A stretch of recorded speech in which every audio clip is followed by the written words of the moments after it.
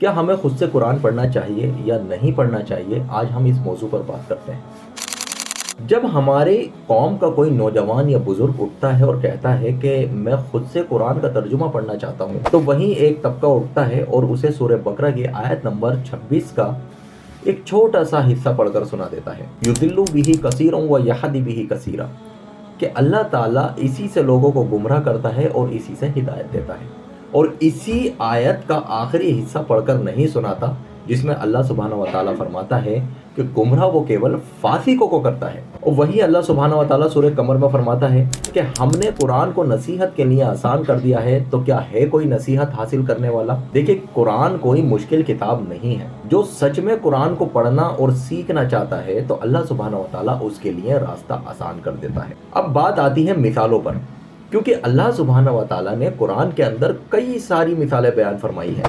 یہی جو پہلی آیت میں نے آپ کو بتائی سورہ بقرہ آیت نمبر 26 میں اللہ سبحانہ و تعالیٰ نے مچھر کی بھی مثال بیان فرمائی ہے۔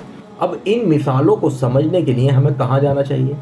اب ان مثالوں کو سمجھنے کے لیے ہمیں وہاں جانا چاہیے جہاں پر اللہ سبحانہ و تعالیٰ نے ہمیں بتایا۔ سورہ عنکبوت آیت نمبر 43 میں اللہ سبحانہ و تعالیٰ فرماتا ہے کہ ہم ان مثالوں کو لوگوں کے لیے بیان فرما رہے ہیں، انہیں صرف علم والے ہی جانتے ہیں، یعنی کہ ایک عالم ہی جانتا ہے۔